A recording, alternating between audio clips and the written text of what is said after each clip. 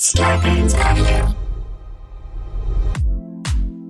Thank you for listening to the Starburns Audio Podcast Network. We have so many great comedy shows to add to your playlist. Just last week on Starburns Audio, on the Season 2 premiere of Humans Who Make Games, Adam Conover talks to comedian Ron Funches and Jean Goudon, creative director of the Assassin's Creed series. On Boogie Monster, Kyle Kinane and Dave Stone share a perfect recipe for the quarantined cook. This week on Profiles and Eccentricity, they cover the history of the Coruscant Unity cult, folks for whom a flat earth is ridiculous because they believe it's really a concave shell. Search Starburns Audio on Apple Podcasts, Spotify, or any podcast platform for our full list of shows, featuring hosts like Joe Coy, Amanda Seals, Jessica Chobot, and Jackie Johnson.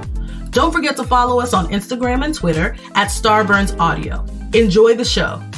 Stay safe, stay healthy, and keep laughing.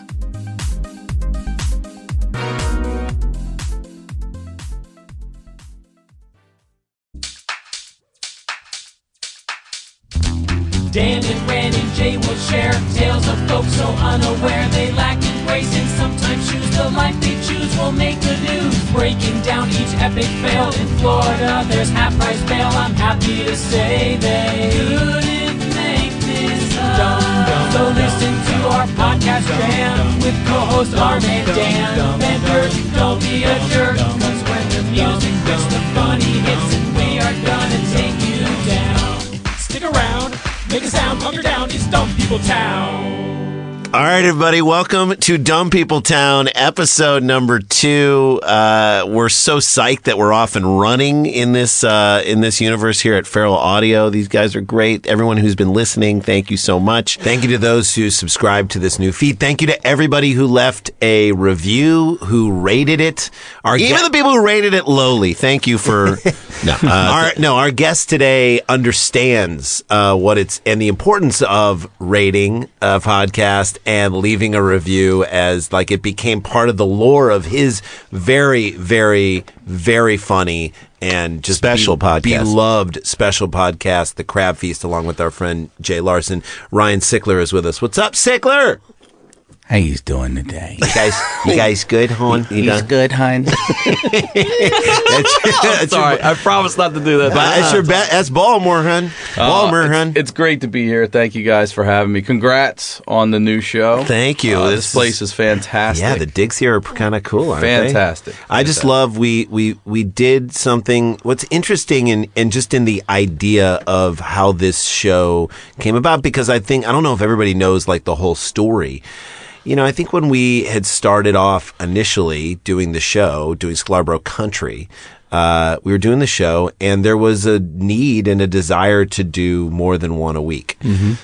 And so we were just not sure how we could do Scarborough Country 2 times in 1 week. It's a lot to do that. It's also just sports. Like, we knew we were kind of cutting off some people who were like, I don't know, a sports guy. I don't necessarily love sports. I like comedy. And then when we met Dan, we're like, well, here's an opportunity to maybe do a different show and co-host it, have Dan co-host it with us. Daniel Van Kirk, how are you, buddy? I'm good, my man. Great to see you. And have it be different and have it be more encompassing of everything. Yet I think without knowing it, one of our missteps is that we just called it Scarborough County, wanting it to be under the same umbrella as Scarborough Country. And I think it might have confused people. People might have exactly. People might have thought that it was about sports because it's the same logo. And that's something we realized because there is no sort of roadmap for how to do podcasting and multiple podcasts and all that stuff. Something we figured out years later. And so as we separated this and separated the feed from Scarborough Country to a new thing and just figured out new stuff and how do we make it different, added the theme music with Matt Crocco, who did all the theme songs and jingles from Cheap Seats, just to keep it within our family. This feels really right, and I hope it feels that way for you, Dan, as well. As for sure. Dumb People Town I'm evolves. Very happy to be here. Would it be Dumb People Town evolves or devolves? It devolves. I think it devolves. Definitely. There's no evolution going on. Sickler, like, this is you and Jay. That's not the first incarnation of the Crab Feast, right? Mm-mm. You had a different. Things grow and change. Yeah. It was Matt Fulcheron and I, and then like 2 of his buddies. and then Matt moved to New York, and we had phone calls at first. We had movie reviews. And then when Matt left, I just wanted to focus on the stories. Because the stories are the best. So people come in and tell stories on the Crab Feast, and it literally informs your stand-up and Jay Larson's stand-up. And for a lot of people, I'm sure comedians who come on and tell the story, whatever that is, might not be a story they're doing in their act. When they come out of there, they might be thinking, okay, I could probably tell this on stage. Oh, I tell a story. I've closed sets with one of the stories I've told on the show. Can't tell you how many comics have said that they had their closer from Rory had one for his special, which Rory makes me feel good. I have Gilmore Girls. No, Yep. Rory Scofield, man. Unfamiliar. No, Gilmore Girls. Rory Cochran. You're Rory. Rory Cochran from Dazed and Confused and Empire Records. So yeah, when we first started, it was stories. It was a lot of different things, which were all fun and funny. But then I just saw that if we let people come in and tell stories, and you guys punch them up, where it would go. That's the joy. There's nothing more fun than sitting in the cheap seat. Yeah, I know it. Well, what I love about it is that, and that has sort of, we watched you do stand up recently when we came and did your show, the Crab Feast live. That was one of those nights where Randy and I were like, I think I got there late. You got there late. We were just not feeling like we could get up and do. And we watched Jay do a set. We watched Jay first, and then we went, and then you went. I think was that the order. I remember watching Jay, thinking like, "Oh man, I don't think we got it. I don't think we have it." And then this is a testament to your audience. Your audience was so good; they gave us so much energy back for what we were doing. It made me love what we were doing. I don't know, that moment where you're maybe not sure of what you're doing and then the audience lifts you up, which doesn't always happen. It doesn't. But that's and a in your defense, also the show prior to that happened to be on election night and it got canceled. That's right. We were supposed to do that one. All of them were almost ghosts. We were supposed to do that one. That one we ended up had to cancel it because there was just no one there because everyone was mourning. Right, mourning. But yeah, no. Election day, I should say. It wasn't results. It was vote. Right. Get out and vote day. Oh yeah. But yeah, that stand-up show at the Comedy Store was great. You guys killed it. You killed it. It was That's really what I'm special. Saying, yeah. Well, you told a story in there that you were like, all right, I want this. I think this is really funny. And as you started to go into it, this is what I love. Like you and Jay, both Jay Larson, when you go into an idea or a concept for something, you guys are each of you individually care very much about the concept of what you're about to present and the premise that you're kind of going out to. And I feel like that is, it's hard to find original premises these days because it just is, I think it's difficult. It's almost like trying to build a new skyscraper in Manhattan. All the area has already been, you got to knock something down or you got to build a tiny one that's really in a very specific spot. So it is amazing. And you were talking about choosing your path to dying. Like if you were going to die, and we were just outside here and you told a great story that you told on Dan's other podcast. You just told us a story about the last photo ever taken of your father who passed away far too young. You were in high school at the time. So, death is on the mind. If your dad passed away early, it's in genes. It's part of your life. It's part of your life. You think about it from time to time. So it's something you were thinking about. And you're like, how would I die if I could die?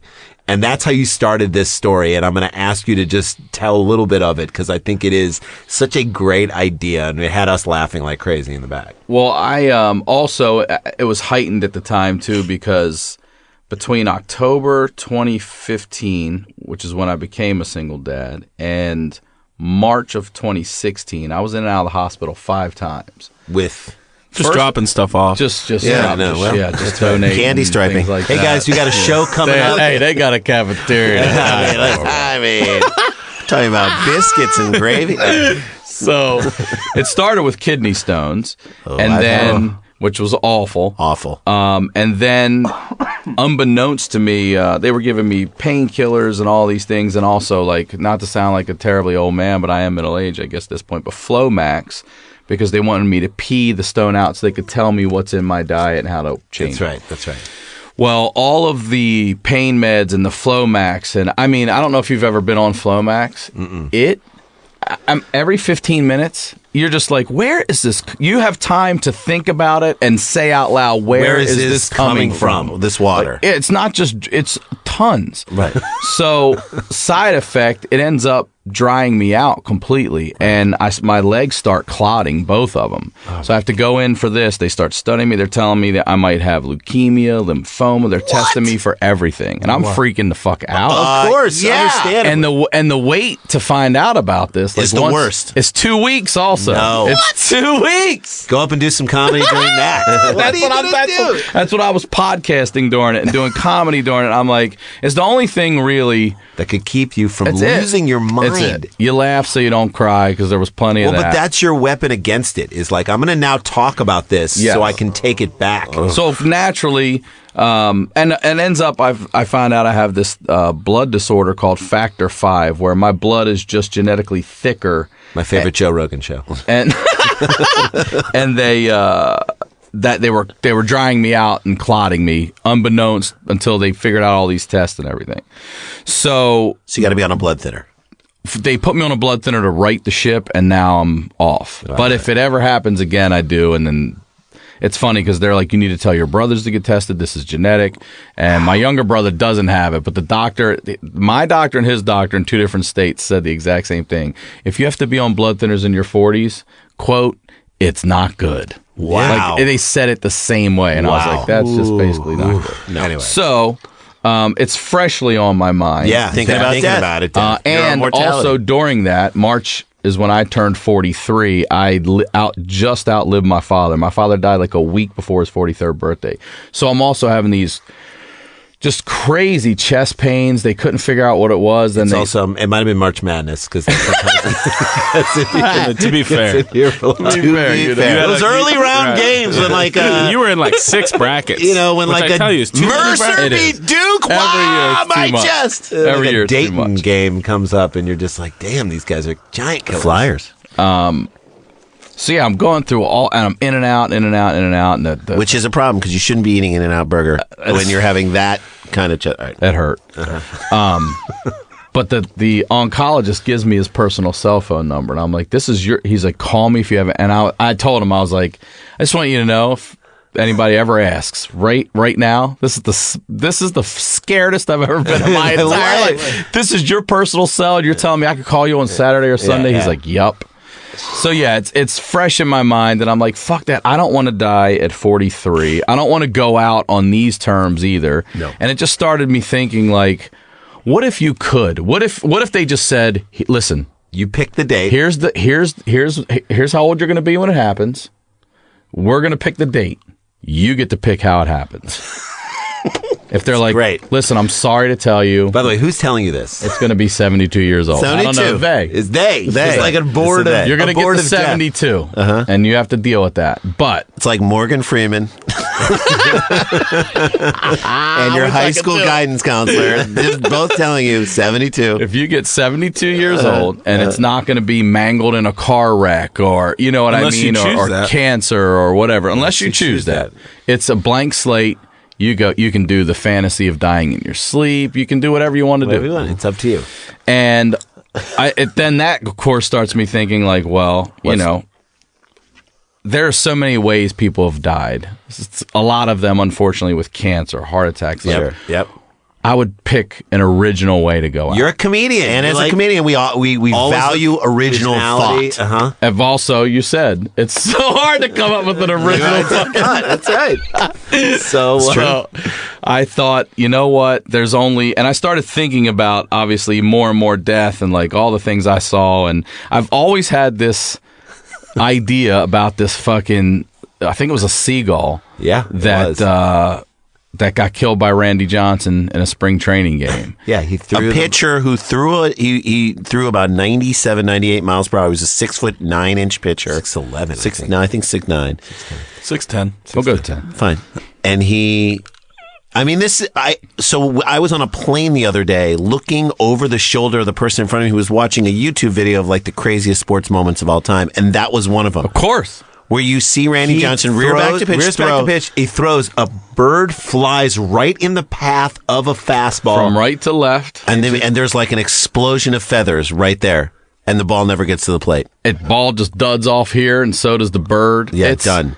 And it just started me thinking about, like, think of how many, let's just do math on this. Think of how many birds have existed on this rock in outer space. Okay? Yeah. How many of them have died by a Randy Johnson fastball? One. That one. Most original way to go. Most original way to go in the history of death on this planet. You just want to be aimlessly walking by the mound, in between the mound and home plate. I would make myself a bird. You get to do whatever the fuck you want. I'm Make yourself a I'm a bird. seagull. And then I just started riffing off of, like, your conversation with the other birds around you. Because it's spring training. Like, well, come on, man. Why can't we go do this in the regular season, man? Yeah. Do that. Nah, man. I'm not flying all the way back to Seattle, man. We're in Sarasota right now. I'm gonna wrap this shit up right now. Because you haven't even flown north again. Yeah, you gotta go You're back. in your last weeks of being down south. Man, it's warm down here. I'm going out like this. I'm going out on vacation. I'm not flying all the way back to Seattle to die. Fuck The that. flight back to Seattle. He's like, that's too depressing for me. I'll be thinking about it the whole way. Yeah. Yep. I could have just done it right there, goddamn. Now now his elbow's hurting. He's off another 3 days. Right. I mean, Jesus Christ. What if he's you know how and just the idea of a seagull talking to other seagulls saying, you know how unpredictable the pitching rotation can be in this day and Randy's age? getting up there now. He could be on the DL for 2 weeks. What am I gonna fucking do? That got postponed. I love it. I just loved it. Right, man. I sincerely appreciate that. Thank Man, you. I love that. And again, I came and asked you guys after. I'm like, what do you think? How the fuck do you think I should get into this? Loved, and I think you got into it in the most honest and truthful way. And it's why you attack all the stories like that, which is why I'm so glad you're on this podcast with us, because for those who are just joining us anew, this is what we do. We get 3 stories that either we find, Dan finds, usually our fans find them, and tweet. Send them to Dan. Tweet at Daniel Van Kirk, tweet at Sklar Brothers, hashtag Dumb People Town, or at Dumb People Town as well, and just you can send us links to the stories, and then we'll give you credit on the air, and then the 4 of us treat it like it's a writer's room. We try and get inside the heads of the people who do the crazy and stupid things figure it they out. do, and try and figure out why they did what they did, and it is a blast. And Daniel, we've got a story, do we not, to start to kick things off? This was sent in by Dano at Yeah Muffins. 3 H's in that at Yeah Muffins. Richmond, Virginia. Wow. So we're kind of in Baltimore. near Baltimore. DMV. We're in the DMV. What began as a spontaneous trip to the store ended up being one of the most bizarre experiences of Ricky Barry's life. So Ricky Barry- both end in a Y, by the way. yeah, We're it's a already NASCAR starting off family. great. Yeah. That was The Ballad of Ricky Barry. This is a guy who, if and I don't know what happened at this store, and we're going to find out. But Sure. if that's one of the most bizarre experiences of his life, then I don't know if he's lived a big enough life. We'll wait till you hear. He and his roommate went to purchase a grocery store item and ended up having the police called on them. So two guys, too many to get people going for one thing. item. So what was the old Paul Reiser bit? Like the old Paul Reiser bit of like how like you see couples like at like if it's a new couple in line at the movies, they're both going together to go buy the tickets. And like married couple, it's like you're kicking out of the car. Go, you go over there, you go over there. I'll meet you at the thing. But like when you're new, like you waste so much time. These guys are new roommates. New roommates. Gotta all both go to the Let's store. go to the store and pick up the thing. Ricky and his roommate told 8 News they walked into the CVS in Carytown and asked an employee. Ricky Barry in Carytown? Sounds like a children's book. Asked an And employee he's like a raspberry. if they sold sliced cheese. You guys sell sliced cheese? By the way, if you're going for sliced cheese, screw CVS. the farmer's market. Go to a drugstore. You want a grilled cheese real bad. Yeah. Go to the place you get nail polish remover. Yeah, go to the place For where your- you buy sliced your cheese. razor blade. How high is this kid? Right? You gotta go with me, man. You gotta go with me. We gotta go to Gotta get some CVS. sliced cheese. Why do I have to go? 'Cause And I by the don't know way, if they I'm have sure it. the CVS has like a block of cheese. I'm but sure they have sliced- good quality items. If they want to sponsor Dumb People Town, get Slice. everything you Go for it. need at At CVS. Oh my God. Sure, one-stop shop. The worker kindly replied, they did not. Of course they did not. A few minutes later, really, I think a CVS would have sliced cheese. No, they have like milk and stuff. Twizzlers and... I don't know. I would have gone with CVS having sliced cheese. You know what? I'm going to be, for the in next their week, little deli section. for next week, I'm going to be staying in a You tried place the CVS salad bar? It's back by the alarm clock. across the street from the CVS, and I'm going to look for you guys. And you know what alarm clock it is, right? You're picturing the white one, the small white one, with the red numbers on this packaging. That's right. Over by the coloring book? Well, have you been to our... Right next to the Assures. Having a shirt. Right by the diabetes socks. Right by the, yeah. No, we moved them. They're by the self-blood pressure thing. Have you seen our olive bar? It's over by the greeting No, you guys are wrong. We restocked last week. You all were off. They're in the As Seen on TV aisle. By the cassettes. Right there by that John Denver cassette. Right there, you see that? Yeah. Marked down Halloween items. Marked down Halloween items. It's an instrumental clarinet of John Denver songs. The picnic umbrellas. By the sitz bath over there. By the sitz bath. The Halloween candy we're still trying to sell. Oh, the guy can't. The worker kindly replied, they did not. A few minutes later, the employee, all of the store employees, in fact, were nowhere to be found. Barry and his roommate, Philip Blackwell, sounds like the villain of the children's book, said they were in the store with another customer for more than 30 minutes alone before an officer with the Richmond Police Department showed up. So they, guys, Do you guys have sliced Sickler, cheese? you and I walk into a CVS To pick up we some ask sliced Randy, cheese. do you sell sliced cheese? He says No, we do not. He leaves. Then Randy disappears. Hang on a second. As long as well as, Carytown CVS doesn't carry sliced cheese. You're telling me that? Yeah. That's what's happening right now. he then disappears along with everyone in the store. Then we find Jason, and for 30 minutes, we're the only people in this store. Three of us. Yes. A ghost store. I would tell you guys right there, if you had to be anywhere, I would tell you we are not leaving the CVS until we find out what happened to everybody inside this store. in. I'm grabbing anything I can on the total way out and zombie leaving. action happened. I'm grabbing stuff and leaving. Usually, Ryan, if I'm with these guys and something happens that I want to go check out, or I tell them a story about a time where I had to look into something, or I told a guy who may or may not have had a knife to go fuck himself, they look at me and they just go, Dan, Get out. Dan, you can't. There's things you cannot be doing in life. Walk You can't. away from. We need you too much. They would be like, we have to go. We do not want to know what happened to these people. I don't care. Yeah, I don't need to know where these people are. And I'd be like, we are not leaving this store until we find the sliced cheese, because you know they have it. Those And what lines happened outside- to these Yes. 30 people? Yes. So for 30 minutes, they're alone in this store. Quote, we looked around for probably 30 to 45 minutes. We couldn't find anybody, Philip Blackwell said. As for the third customer, who says he was as confused as the two roommates, quote, he was in the store before we were. He had a bad tooth, and all he wanted was some Orajel. That's all he needed, quote. Orajel. We were walking around trying to find an employee, and the cop himself ended up. So now, 30 minutes, you've been in a CVS with no one. Back there by the eczema cream. The Orajel. I see Orajel and sliced cheese. That's all I see. You think it would be in the oral section, but it's not. There. It's all nine. Pass the Lactaid. Over by the Ace bandages. You're going to see it, right? You're going to find the Orajel just past the sliced cheese. Aisle 10. Light bulbs, batteries, sliced cheese, wrapping paper. Oh, there's the sliced cheese. There it is. Right by the extension cords. Light bulbs.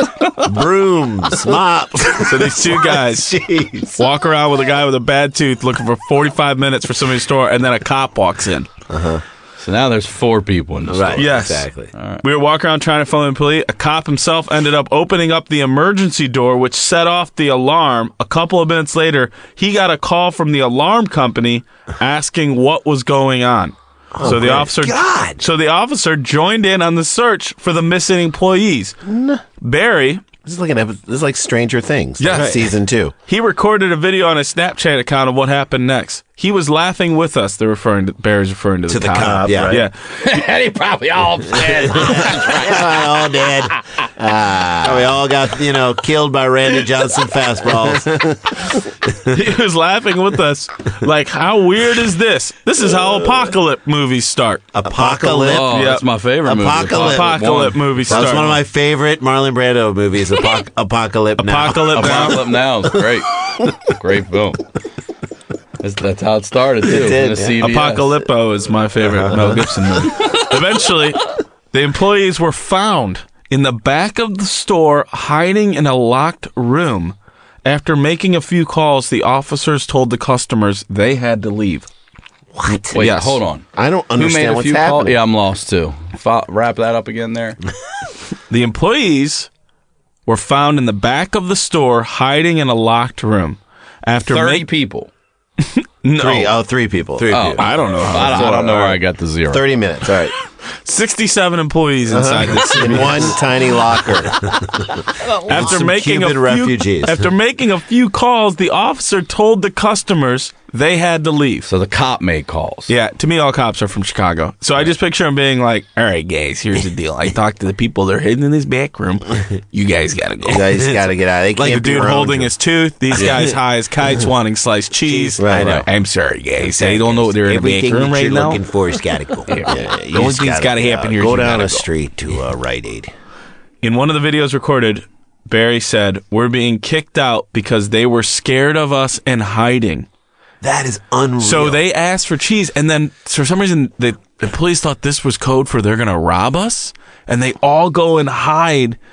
If you're the manager of this store, Who's high? The employees or these people? exactly. Exactly. Because that's high behavior. What did That I you say? create a narrative. What have I always said? One of the scariest moments of my life was getting gas on This story, Okeechobee Randy. Boulevard Okeechobee, in Florida. in Florida, I've always wanted and to three cracked out dudes came up my way and were walking right towards me as I'm getting the gas, and I walked. Might have been walking towards the gas station, but right towards. But if you were high, you created. I remember we were at the Wilco concert. We went to see Wilco for Yankee Hotel Foxtrot back at the Ford Theater outside, and we were so high, and we there was a guy in front of us. He looked like he was about 19 years old, and he was definitely on the spectrum, like screaming and yelling when everyone else was like, "Okay, we don't need to." Scream for camera, it's kind of a lower key song, but he was up in it. But we were loving his enthusiasm. for it. pitchfork motherfuckers over here. Loving his enthusiasm for it. But I'm like, this might be the first concert this guy's ever seen. He was probably 22, 23, but so much energy that it felt weird. And I felt like something's wrong with him. And I start looking around and I see an older guy about 2 rows back and an Asian woman now in they're 50s, and they're kind of looking towards him, but towards the stage. And in my mind, he was their kid. They met in Vietnam. He was. He went against Little his Vietnam parents' here, wishes, mostly. and he married a Vietnamese. But he woman. left, and he had to go back and get her. Well, no, and they said They said on something. the spectrum, And his parents said, "See, this is what I happens. told you shouldn't go to Vietnam and have a baby because you have it, and the baby's going to be messed up." Jay, how long were you out of the concert? 4 songs, 4 or 5 songs. So then they're develop like, this we're going to narrative. go to the concert. We're going to sit 2 rows behind him, let him see his first concert ever, and just let him see how he does. And he was having so much See fun. how and, he does. And they were like, he's having so much fun. And they were saying to each other the whole time, see, he can be part of society. That's the narrative you have when you're None on. of But those people were They must have been connected at- scary as all get out. Although the security guard didn't. All right, so They're just two So the young African American guys going into a grocery store trying to so get it's some racism. cheese. Oh, it's so it's racism. racism. It could be that, or they are. I mean, middle of the night at a CVS. I'm not blaming them if they're all high working there. Yeah, that's true. They stock probably are. those shelves. all right. So come in. Do you have sliced cheese? No. And no, guys, Call them. run, guys. They're asking for things we leave don't the provide. register, run, leave it all, leave it all, leave it all. Leave it. He just told us we need to leave the premises or else we'd be arrested for trespassing, and that flipped the script on all of us, Barry told the 8 News reporter Jonathan Costin. We had no idea what was going on. Barry said the officer was kind and just doing what he has what he was told to do. So I imagine the cop being like, "Hey man, listen, I don't care if you're here or not. I don't think there's these fucking idiot kids in the storage room. They're not going to leave the room until you guys go. You guys got to go. Get out of here. I'll take you to go get some sliced cheese. Let's go. What's wrong with your tooth, bub? I got some sliced Havarti in the back of the car. Multiple attempts to contact the store manager were denied, although a CVS spokesperson apologized and said the employee who called the police will be interviewed and possibly retrained. Oh. Yeah, that's like Sully McCullough's old bit. We've talked about that. Yeah. Like, can't get fired from McDonald's. You can't get fired from CVS. Stab the manager, and the guy's like, "Oh man, you cut me." This is Sully's joke. You cut me real deep, man. But I need you on that fry station. Neil, head on over there, man. If someone asks you, "Do we have something we don't have?" They're not trying to rob the store. Not trying to rob the store. You weren't there. You weren't there, Carrie. You didn't see it. Yeah. All right. First story down in the books. First segment down with the great Ryan Sickler. We'll be back with more Dumb People Town. More stories and a special voicemail coming up right after this. Stick around, make a sound for more Dumb People Town. It's a trying time that challenges all of our basic assumptions. However, one thing that brings us all together is our common humanity. Now, more than ever, teams must come together and work together to solve big challenges. And Trello is here to help. Trello, part of Atlassian's collaborative suite, is an app with an easy-to-understand visual format. Plus, tons of features that make working with your team functional and just plain fun.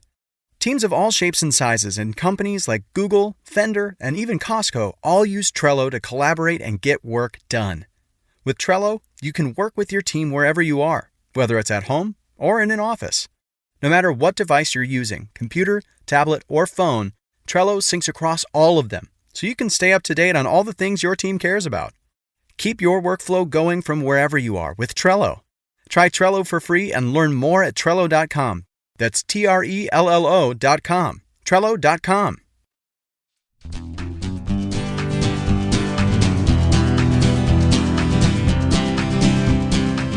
All right, everybody, welcome back to Dumb People Town. Follow at Sklar Brothers, follow at Daniel Van Kirk. Definitely follow at Dumb People Town. Tell 2 friends about this show. That's the way we grow it. And if you haven't listened to the Crab Feast, do yourself a favor and subscribe to that podcast. It's one of the best. I've been on it 4 times. I'd say listen to 2 of those. We've been on it once and we loved it. It was really special. You guys need to we gotta come back. Yeah, come back. Come back and tell our fans as well about this. We would love to. It's really shout out you want to give out, Ryan? Do you want to shout out to anybody? I started a thing on the Crab Feast where I shouted out to Bradford. And like 240 people, because my idea was get somebody who doesn't have a lot of Twitter followers and have them wake up one day and be like, what the hell happened? How did this happen? Brad woke up one morning and because of the Crab Feast, his Twitter mentions just were like, and Brad, nobody follows Brad. Brad's a wonderful dude. He's on Twitter because he just likes reading it and stuff like that. He's an unassuming and dude. He texts me, he's like, I didn't know what happened. And the feasters hit him up like over 200 times a day. And he'll still get people listening to old episodes. Now you just shout out to people. Because, a podcast, people might listen to an episode in 6 months and be like, I'll tweet at this guy. Yeah, and they're all respectful. Like, some people put their sister out there, and it's that no one's been gross or anything. That's so funny. I'll give Andy Girt one. ANDYGIRT at Andy Girt. Hit him up. Hit him up on Twitter. Dumb People Town. He's a diehard feaster. Nice. Andy Girt. Andy I Girt. love it too. You guys did a tour with the Crab Feast, right? Yeah, we But did. it was all stand-up. You didn't do podcasts. No, we did a stand-up tour based off the podcast. We did 11 cities. How one did that night. go? It went great. What were some of your best cities that you were in? Well, Boston and Baltimore, both for each of us, obviously. I heard St. Louis and Chicago were... St. Louis and Chicago were insane. We they never were the most talked. banged up. Yeah, I don't know if we ever talked about it, but you hit me up and you were like, hey, when you get a chance, whenever, no rush, call me back. Yeah, you need to know what happened in Chicago. I wish I could remember the girl's name. She's so sweet and nice, and I apologize if you're listening. But she brought 2 friends, a couple, a guy and a girl, with her to the show we did. And afterwards, she came up and she introduced herself, and she said, I have to tell you this crazy thing. So the couple owns an Airbnb in Chicago. Well, yours truly, Daniel Van Kirk over here, stayed at their Airbnb. And she is such a fan of the Crab Feast and him that when they said, oh, yeah, they were casually just, she's like, oh, so who's renting this week? And they're like, oh, some comedian's in town. His name's Daniel Van Kirk. She's like, what? He said Danny Baker. She's like, shut up from the crab feast. And they're like, what? And then they said you were the nicest guy, and I think you said they even said you left them tickets and put them on the list or whatever. I was doing a show at my show at North Bar that weekend. Yeah, but St. Louis and Chicago people got after it. Oh man, they're great. And just we were lucky because we tweeted it out to our St. Louis peeps to come out to your show. Thank you. That place was packed. Where was it? What'd you do? Blueberry Hill? We did Blueberry Hill. Yeah. That's great. That's my second time there. I love that venue. And then we did Chicago. Yeah. Where'd you do in Chicago? Chicago, we did the Hi-Hat, which seats like just little small ones. It did 100, but we sold out both of them.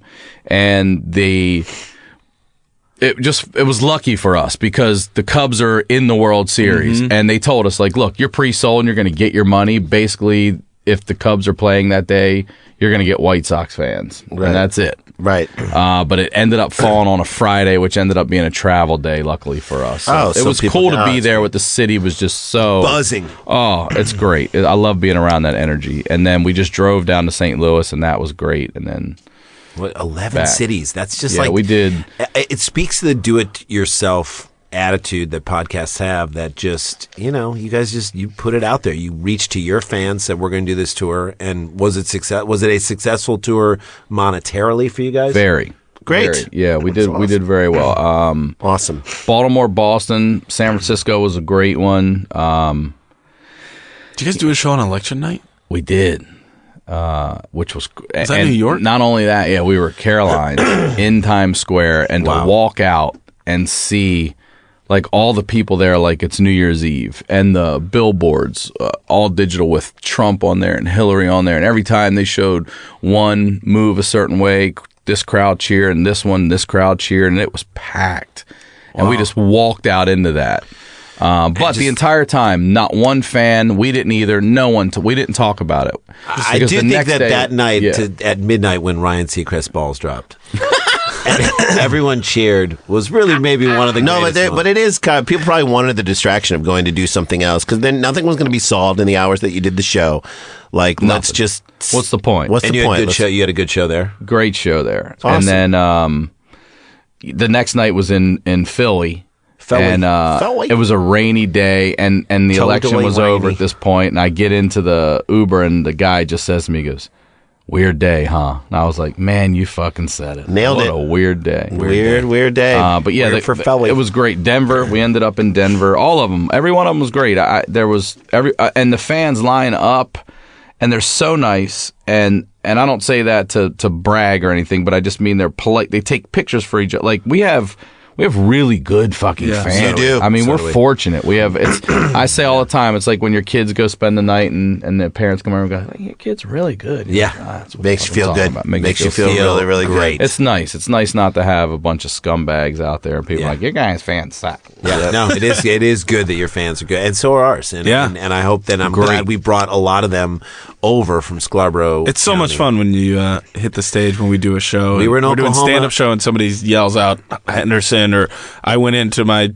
bit about my bag in Midway Airport, and somebody just yelled out, Michael Kissick! I heard that in Oklahoma. Yelling a character that I do that also that character works at Midway Airport, and that was like, good on you, man. Awesome. Then you're playing on a home field, right? Yeah. Doesn't that give you that feeling of playing on the home field? It's awesome. Great. Well, see, that was the first time for me. That was the thing. This is the first time for me. I haven't gone to do stand-up where some people know who I am and the rest don't. These people, other than it was the flipped. If they brought a friend or someone who didn't know, they didn't. But the majority were there for you guys. Yeah. And that's awesome. Yeah. Well, listen, if that ever plays live, just check it out. And check out the Crab Feast podcast. You guys will love it. Rate that. Review that. Fuck the Crab Feast. Explain that. Explain that. 5 stars. Jay and I have different memories of this, but I'm right. I agree. Thank you, man. We were saying early on, like, people kept saying, how can we help? How can we help? We're like, well, spread the word, and then it would help to go to iTunes, give us a rating, give us a 5-star rating. We're asking you guys to do this for Dumb People Town right now. And it's crucial to the growth It's crucial. Of the show. It helps you move up the charts and all that. And because if you're, look, back, I was a huge Howard Stern fan in high school, and I bought the books and I saw the movies, but I'm not the guy that's going to email or do. I'm not. You know what I mean? I'm just not that guy. But for that, if that existed back then, I would do that. You would do that. Our fans did that, and I said, write whatever the fuck you want.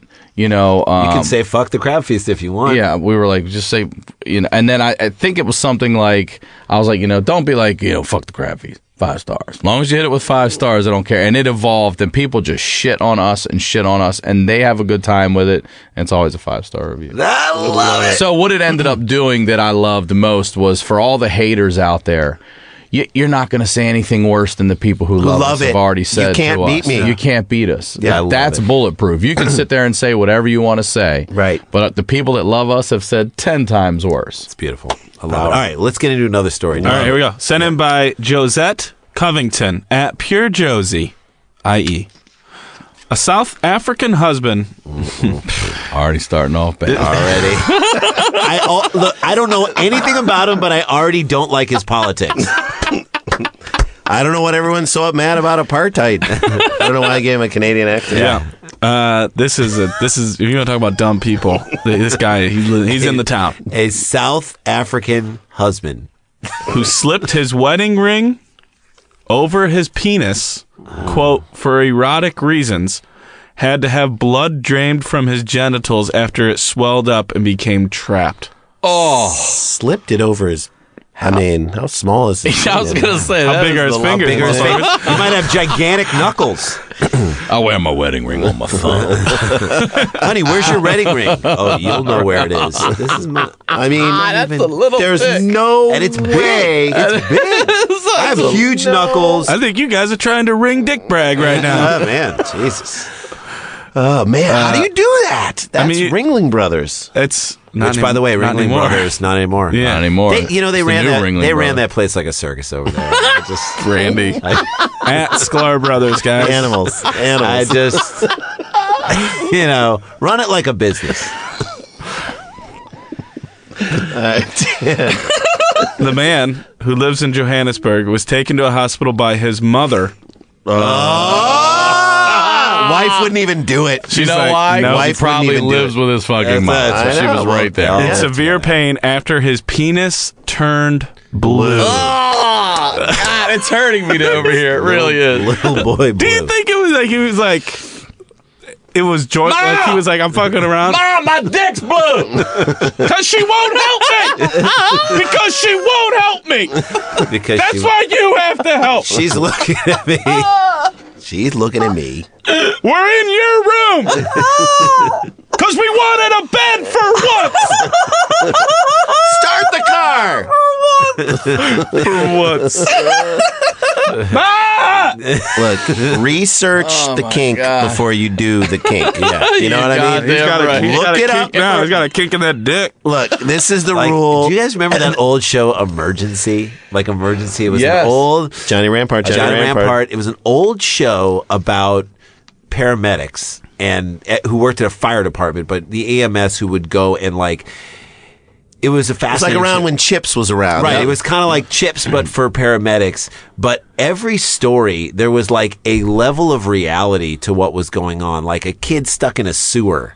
It's like, what's this kid doing in a sewer? This is that. Like I remember, like we'd be playing baseball outside or in the neighborhood, and a tennis ball would like go down the sewer, and I would not even come close because I'd be afraid I'd get stuck down in the sewer based on emergency.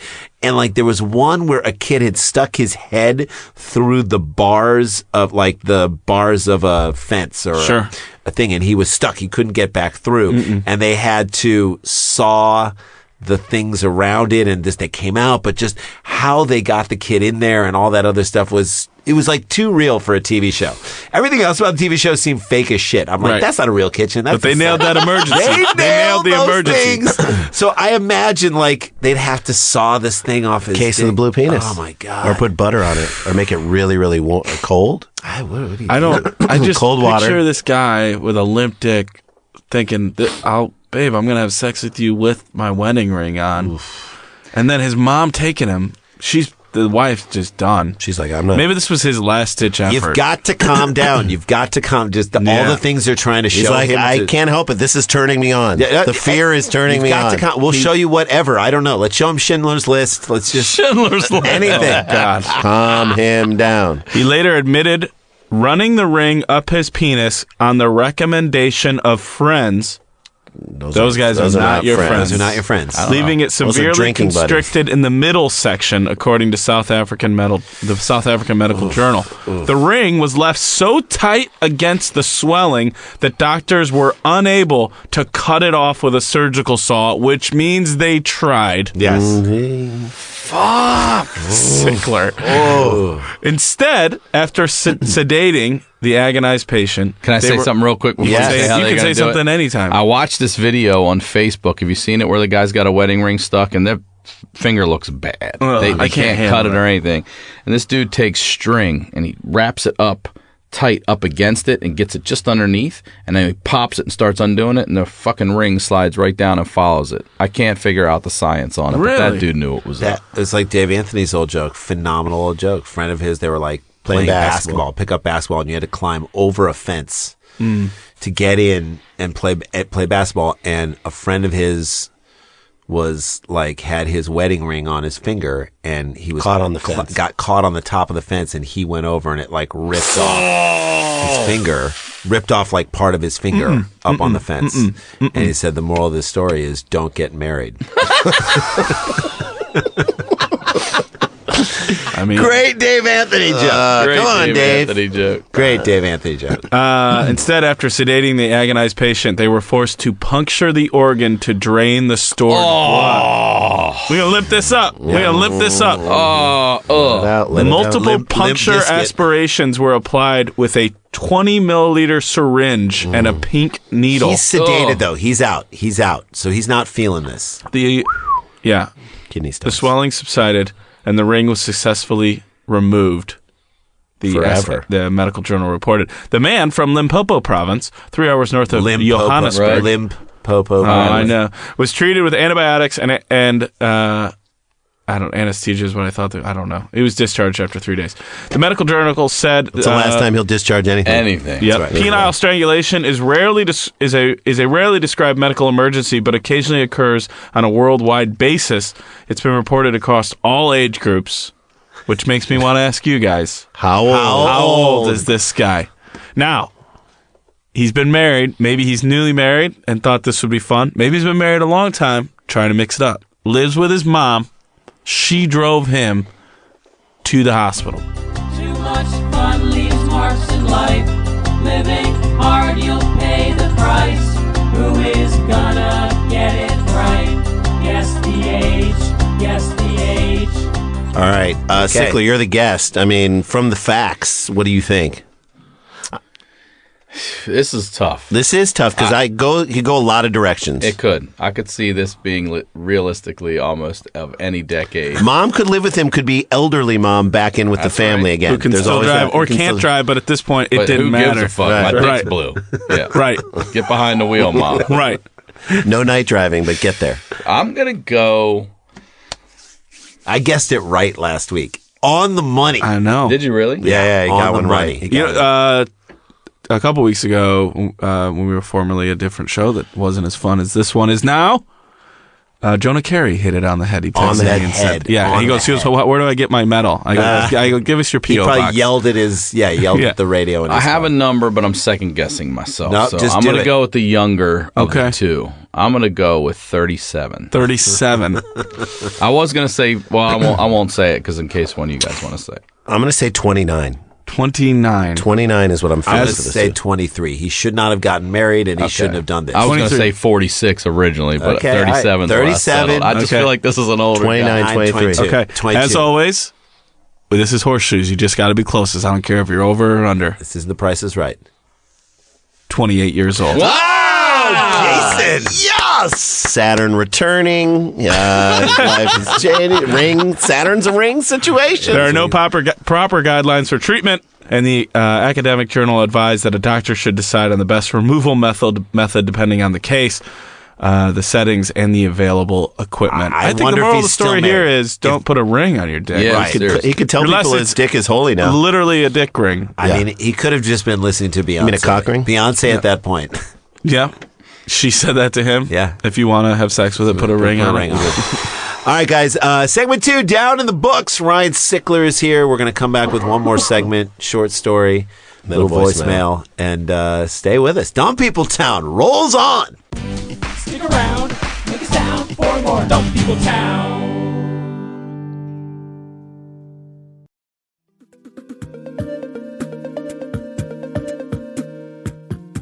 Hey there, Adam Conover here. Humans Who Make Games is my podcast where I sit down with the people who created some of your favorite video games and have the kind of long-form personal conversation we so rarely get to hear. We talk about how they got into the industry, what their favorite games were growing up, and what it's like working in the trenches of this century's greatest new art form.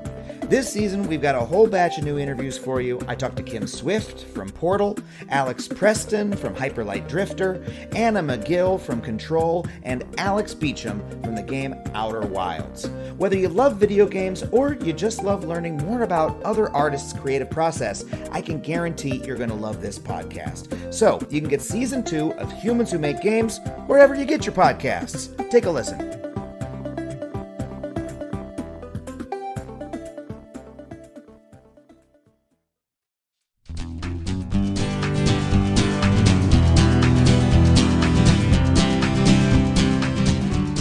All right, everybody, welcome back to Dumb People Town. Subscribe, tell 2 friends. Feral Audio.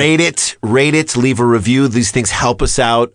Follow at Dumb People Town on Twitter. Follow us. We're at Sklar Brothers. And hey, if you're new to Feral Audio, they have a lot of awesome shows on this network that you My should Favorite check out. Murder, my Harmontown. Call Chelsea Peretti, Doug Pound Show, just great. I think Bronger's got a show coming out on here, or if it's not, Duncan Tressel Family Hour. just tool around the site. It's really awesome. It'll hopefully introduce our listeners into the wonderful world of Feral, because that's what's great about this, is that they'll be introducing a bunch of their people to us, and we'll do the same for them. I want to mention we're shooting our CISO special in Chicago, Lincoln Hall, Saturday, February 11th. 2 shows. Tickets are not expensive. Tickets are not expensive. I think they're $15. You can get them through the Lincoln Hall site, or you can get them through our website. Just tool around and find it on there. Dan Van Kirk is going to be featuring for us. Yep. So it is essentially this group of people doing the thing. And it's going to be so much fun. It is going to be so much fun. And do that for Valentine's Day. We are, make that be your Valentine's Day plan. It is going to be a blast. The room is not that big, so if you're thinking about getting tickets, I would get them now. Yeah, you do it's not gonna want to sell get. out. It's going to sell out, and we just don't want people to get shut out. There might only be like 250 tickets or 225 per, because they got to put cameras in there. They got to put cameras in there. So this is what we're going to urge to our fans. Please get your tickets now. We'd love to see you. And then we have a bunch of dates coming up. Our site was down for a little bit. We switched domain names, but it's back up. We're in March. We're going to be in Hilarities in Cleveland. We've never done a full weekend there. I love that club. Nick, the guy who runs that club, is awesome. 2 weeks later, we're in Portland, Oregon. We haven't been there in a while. We're going to be doing the Helium Comedy Club there. We're going back to Moon Tower. Going to do live Dumb People Town there. We're going to do headline there. We're doing the ping pong tournament. All that stuff's happening in April. And then it looks like we're going to try and find another date to get back to Lexington, Kentucky. So we have lots of stuff and dates and clubs and shows coming up. So just check our website, superscholars.com, to check that out. And let's get into the last story. Shall we not do that? Sickler, you got any dates coming? No. Just local You're hanging stuff. around. Just Good. local. stuff. Well, you're busy. You're producing a show I for just Comedy finished, Central. Josh Adam Meyer's show, the Comedy Jam. Nice. Comedy Central. You can Goddamn check that out in Comedy March. Jam.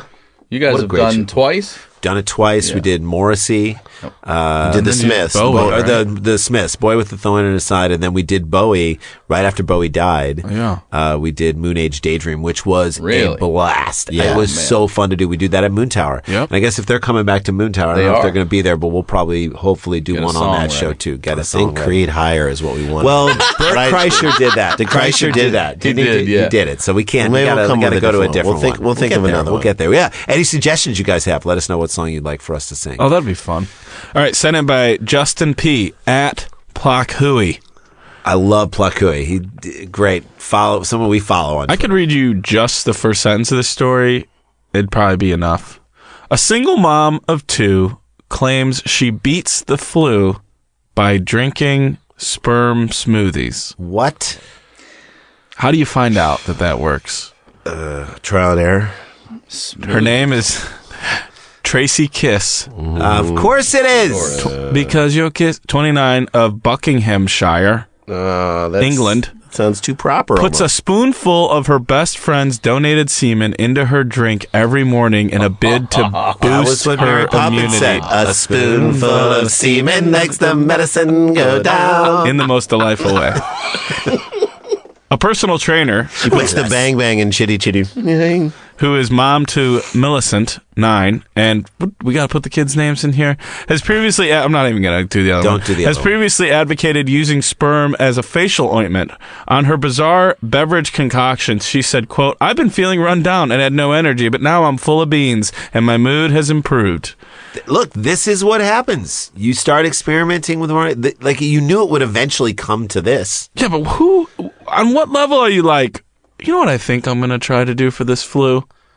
I'm just going to have some semen. Guys, it's time to beat this. Well, you said I had sex with a girl that took semen and rubbed it on her face after that. I couldn't even believe what I was saying, and you just said that. She swore by it being good. Are for you her skin. serious? I swear to God that happened. It's good. She's like, this is good for my skin. Good for my skin. Why do you think porn star skin is Porcelain, like porcelain. No.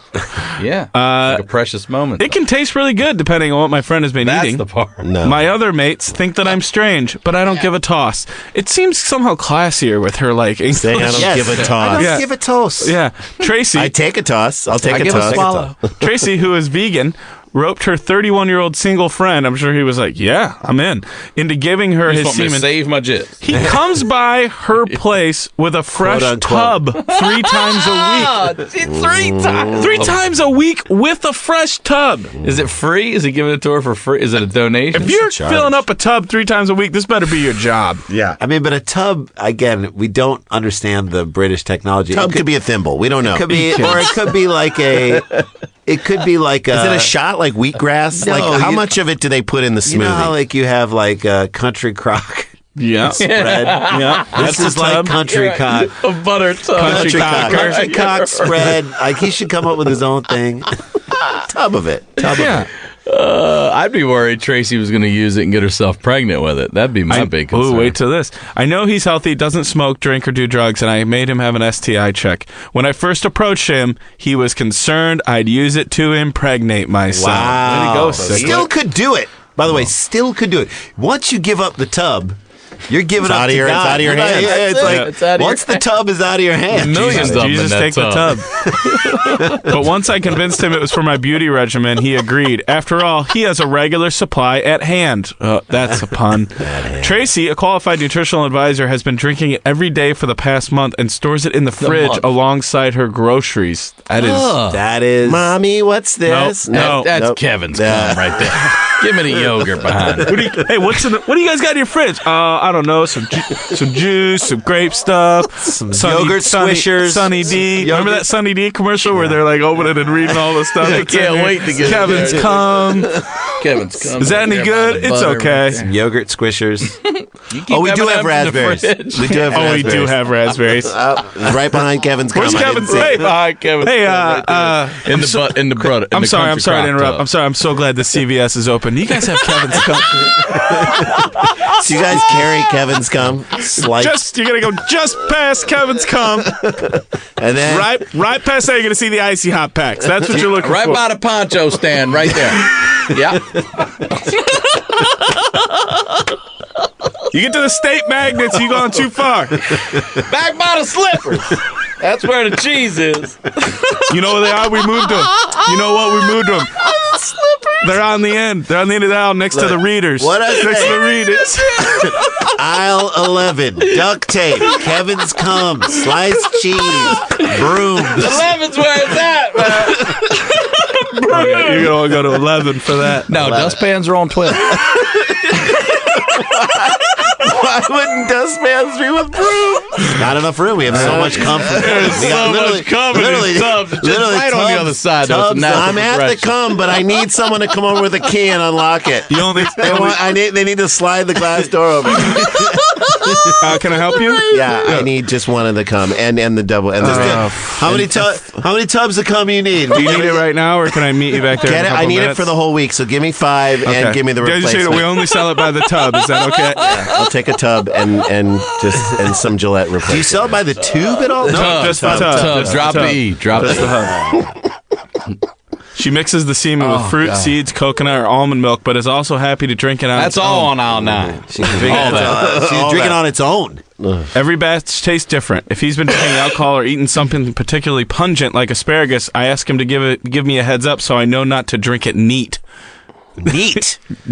No ice. Things like pineapple and peppermint make it taste better, but I'll happily take it straight off a spoon. Ew! I feel like she's too into it. Oh my God. She said sperm is an awesome product, and we should stop being so ridiculous about it. I agree. I agree with that.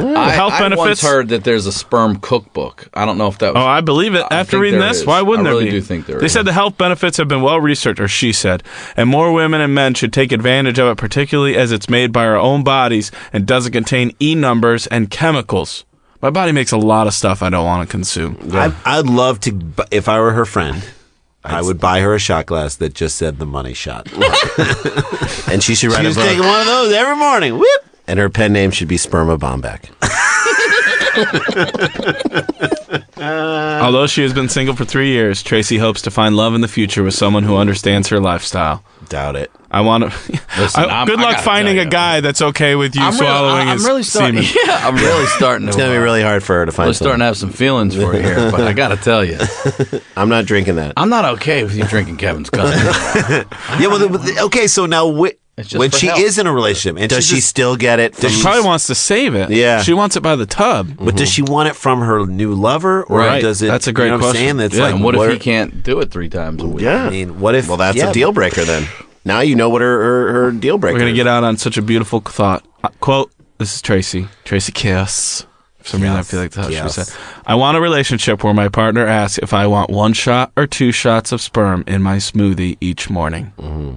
The money shot. Good luck. Hey. Good luck, Tracy Kiss. I like Love hearing looks- that. And I you like know to go what? out on By the love. way, she'll find that person because, as our grandmother, Sally Applebaum, once said, every pot has a lid. There's a lid for every pot. There's a lid for Every tub. That's cool. Every tub has a mouth. Every tub has some cum in it. That's what our grandma Sally used to say. There's tub for every cum. There's a tub for every cum. There's a pot for every lid.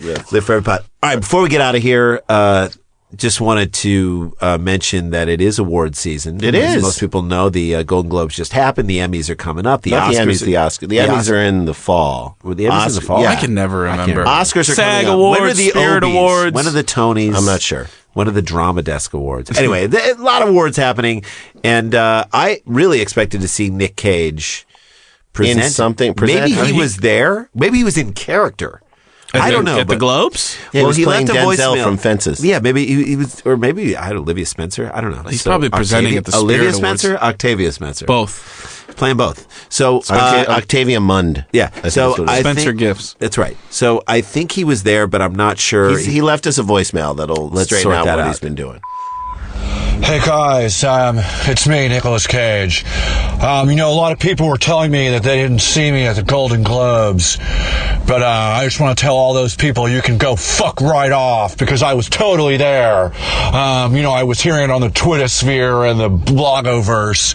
People saying that Nick Cage wasn't at the Golden Globes. Well, guess what, everybody?